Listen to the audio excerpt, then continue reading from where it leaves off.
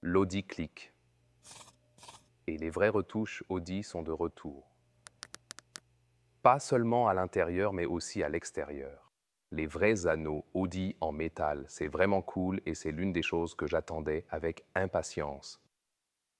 Pour vous présenter ce véhicule très spécial, le tout nouveau concept Audi ou un Audi TT, impressionnant de l'arrière. Pas de vrai verre ici, mais on peut voir le feu de freinage là.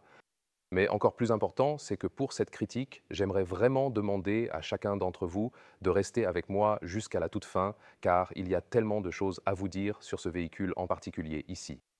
Et je dois honnêtement dire que je suis personnellement profondément choqué. Et ça concerne surtout l'avant du véhicule, car l'arrière, je pense, fonctionne très bien. Ça a l'air très impressionnant, effet d'essuie-glace sympa ici aussi. Et aussi de ce profil latéral, je pense que c'est plutôt cool. On voit beaucoup d'Audi R8 de première génération ici. Je dirais donc que je m'attendais à voir la prochaine Audi TT ici, mais j'ai l'impression que c'est un mélange entre l'Audi TT et l'Audi R8 avec une longueur de 4,52 m ici d'ailleurs, des jantes de 21 pouces, donc un profil latéral très sensuel, c'est certain, et ce sera une voiture de sport entièrement électrique. Et comme vous pouvez le voir ici, tout le monde s'attendait à la prochaine TT, mais ce sera probablement quelque chose en termes de positionnement entre une TT et une R8. J'étais tellement content de revoir cette voiture, vous savez, et je me disais, est-ce que cela pourrait être notre prochaine voiture personnelle? Parce que nous conduisons nous-mêmes une Audi S5 cabriolet en tant que véhicule privé, et une TT électrique pourrait être quelque chose pour nous. Le poids n'est pas trop élevé, 1700 kg. Puis je suis entré dans cette pièce et j'ai vu ça. Ouais, et je suis un peu sans voix, honnêtement, parce que mon plan dans ma tête était de faire une critique du genre est-ce que ça va être ma prochaine voiture personnelle, comme une TT électrique en conduite toit ouvert? On va bientôt ouvrir le toit d'ailleurs, hein, c'est un toit rigide, rétractable, très intéressant. Et puis j'ai vu l'avant et c'était genre qu'est-ce que je suis censé faire maintenant? Alors, et je dois vraiment être très honnête aujourd'hui, non seulement en tant que critique automobile, mais aussi en tant que client personnel d'Audi et en pensant à l'avenir de la marque Audi, parce qu'ils sont en train de tout réinventer. Ils ramènent les clics Audi, les vrais anneaux Audi ici aussi en vrai métal. Ça donne vraiment une belle impression, assez cool. Donc il y a beaucoup de choses où j'ai toujours dit, on écoute les clients et on ramène ce que les clients veulent qu'on fasse. Et c'est génial. Et on peut trouver beaucoup de choses tout au long de cette vidéo. C'est pour ça que je t'ai aussi demandé de rester. Mais ce que je vois ici de face, ça ressemble davantage à un mini-bar d'hôtel qui a été sorti ou quelque chose dans ce genre-là. Et je vois aussi, tu sais, tu as vu la dernière campagne marketing de Jaguar récemment. Leur concept de véhicule concis a été présenté, mais au final, tout le monde l'a vraiment détesté, tu vois. Et puis, Audi sort un véhicule qui ressemble presque pareil de face. Je ne comprends vraiment pas. Audi cherche à provoquer avec ce design et à innover. Mais tout le monde reconnaît bien une RS6 par exemple. Et regardez cette calandre avant, tout le monde l'adore et personne n'a demandé quelque chose de différent, vous voyez. Vous voulez ça, ou un truc similaire sur un véhicule électrique car les fans d'Audi adorent vraiment. Je pense que personne n'a vraiment demandé ça. Je comprends que le design doit provoquer et apporter quelque chose de différent. J'ai vraiment dû prendre au moins une demi-heure à une heure. En espérant vraiment que le nouveau chef du design chez Audi va y réfléchir encore une fois et se demander si c'est vraiment la bonne voie à emprunter. Et je ne parle pas spécifiquement, mais de tout le concept de cette calandre, qui pour moi n'est pas Audi. Et ce, de manière flagrante. Alors, c'est une première dans ma carrière de testeur, jamais rencontré une telle situation. Je suis vraiment convaincu que s'ils gardent ce design, ils vont avoir un problème colossal, un énorme défi pour l'ensemble de la marque. Parce que les autres clients Audi pourraient aussi ressentir quelque chose de similaire à ce que je ressens et pourraient finir par s'éloigner de la marque entière. Et je ne peux pas assez insister là-dessus. Nous devons donc être très, très francs à ce sujet. dans l'espoir que cela sera reconnu et aussi changé. Et encore plus parce que la plupart du reste que nous allons vous montrer ici aujourd'hui est vraiment fantastique et a tellement de potentiel, vous savez, pour être à nouveau apprécié. Et on se dit, ils nous écoutent, ils écoutent vraiment les clients. Mais là, c'est un non catégorique absolument hors de question. Petit rappel, le pouce en l'air ou le pouce en bas, c'est pour la performance de la vidéo et pas pour la voiture. Donc si vous aimez notre reportage vidéo, mettez un pouce en l'air et si vous n'aimez pas le design de la voiture, écrivez-le dans les commentaires. Ce qui est cool par contre, ce sont les feux. Vous pouvez avoir quelques animations ici, pas sûr que ce soit vraiment proche de la réalité, mais il y a beaucoup d'éléments ici qui sont plus proches de la réalité. Il y a aussi la super animation typique des clignotants Audi juste là, et vous voyez, c'est vraiment plat, avec une surface mate ici, la peinture grise mate. Donc quand on fait juste, vous savez, on fait semblant que ça n'a jamais existé et on retourne au profil latéral, c'est plutôt cool, non? Avec ses arêtes vives, style Bauhaus d'Audi, c'est ce qu'on attendait. Retour aux racines. Les constructeurs allemands ont tous suivi cette stratégie pour dire « Oh, on doit absolument se lancer sur le marché chinois avec des véhicules électriques. Concevons des designs qui répondent aux attentes des clients chinois. » Mais ils ont finalement réalisé que les clients chinois ne veulent pas que leur voiture ait un style chinois. Ils veulent les voitures allemandes parce qu'elles ont un look allemand. De plus, les fans de voitures chinoises, ils veulent le design Bauhaus d'Audi. C'est pour ça qu'ils adoraient Audi. Et aussi, tout le monde en Allemagne, aux États-Unis et ailleurs achetait Audi à cause de son design Bauhaus. C'est un design typiquement allemand, tu sais, avec des angles solides et tout ça, et ça revient ici. Comme la première Audi R8, une vraie sculpture centrale ici, tu vois ce que je veux dire? Vraiment impressionnant. Une caméra ici et encore le feu de freinage supplémentaire. C'est bien, mais ça a l'air cool, tu vois? Donc, c'est aussi très intéressant. Comme je l'ai dit, je m'attendais à une nouvelle génération d'Audi TT. Cette nouvelle plateforme va accueillir une Audi TT ainsi qu'une Porsche Boxster ou encore une Cayman. Les modèles 718 partageront la même plateforme. C'est ce que j'attends. J'ai aussi entendu qu'il pourrait y avoir une version Cupra, mais en termes de longueur et aussi pour loger un peu plus d'espace pour la batterie, ça pourrait grandir un peu et on va probablement se retrouver avec un mélange entre l'Audi TT et l'Audi R8. Et c'est vraiment passionnant. Dans ce cas précis, j'ai mentionné 1700 kg. C'est un peu plus lourd qu'une Porsche 911 d'entrée de gamme, par exemple, et similaire à une 911 hybride comme un modèle GTS, par exemple. Donc un poids pas trop élevé signifie que la batterie ne sera pas trop grande.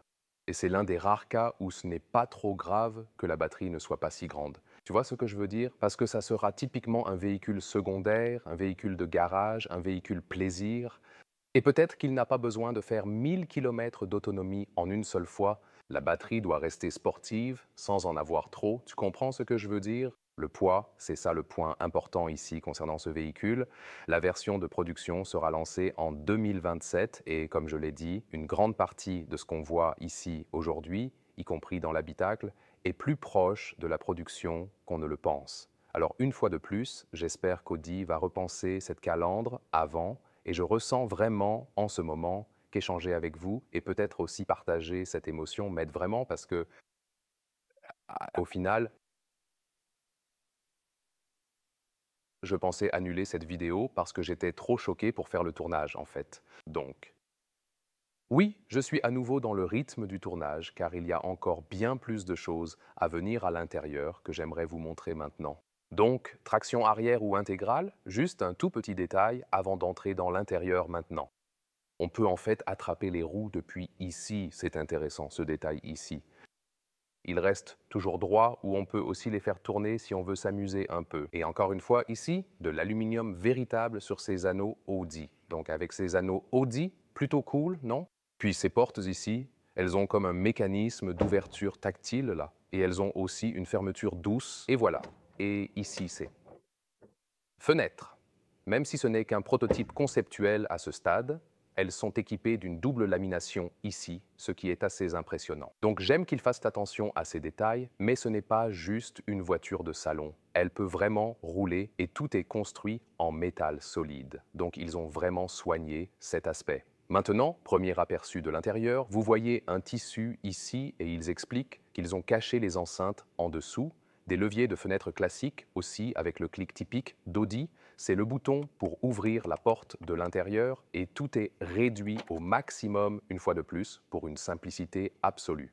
Et ici, par exemple, les commandes des sièges, de ces sièges en tissu, ont la forme sportive intégrée au volant, ce qui ajoute une touche dynamique. Complètement nouveau, mais aussi old school avec ce cylindre rond ici. Je le connais aussi de mon S5 et les vrais anneaux sur le dessus. C'est exactement ce qu'on recherche. Des clics qui résonnent ici aussi. Je vous l'ai montré dès le tout début, ça fait un clic et ça aussi produit un clic. C'est un cuir rouge haut de gamme avec une texture qui rappelle le néoprène. Même chose sur le tableau de bord. Des aérations verticales, également inspirées par le tout premier modèle 4 par exemple, tapis de sol haut. Et aussi, si vous regardez les pédales, il y a une pédale d'accélérateur sportive qui est fixée, vous savez, comme ça. Vous pouvez poser votre pied dessus. C'est vraiment cool. Encore une fois, regardez les sièges, concept 2 places ici. Donc, encore une fois, vous pouvez décider vous-même si c'est plus un TT ou un R8 pour vous. Sans cuir animal, mais avec de la laine toison pour les sièges, ce n'est pas une idée très judicieuse car ça procure une sensation rêche et inconfortable. La voiture finale serait mieux avec du simili-cuir perforé haut de gamme et une ventilation des sièges répondant à tous les besoins clients. Une position de conduite sportive, dans ce cas, avec le concept très bas, donc je suis plus assis sur la voiture que dans la voiture. Mais le volant est vraiment mon préféré parce que c'est un vrai volant Audi, encore avec le cylindre, les anneaux et les clics sonores. Surtout ici, et nous avons également de nouveaux instruments numériques. Par exemple, vous pouvez aussi passer d'une chanson à l'autre selon ce que vous souhaitez afficher à l'écran en ce moment précis. Et voilà, donc c'est comme basculer à l'intérieur, vous pouvez voir d'autres informations, naviguer là-dedans, c'est plutôt cool. C'est aussi assez réactif, la vitesse est en haut, et il y aura par exemple un autre emplacement, le bouton mode sport, bouton boost pour encore plus de puissance, etc. Et maintenant, place aux infos sur l'intérieur. Dans la partie centrale, à voir en détail, il y a un truc pour le climat, mais ce n'est pas encore finalisé ici. Mais les vrais boutons climatiques vont finalement faire leur retour. On le sait par exemple avec ma S5. J'ai spécifiquement demandé au designer intérieur d'Audi cela et ils ont dit qu'ils allaient revenir, pas ce concept précis ici. Ils veulent te montrer leurs possibilités, mais ont bien entendu et comptent le ramener.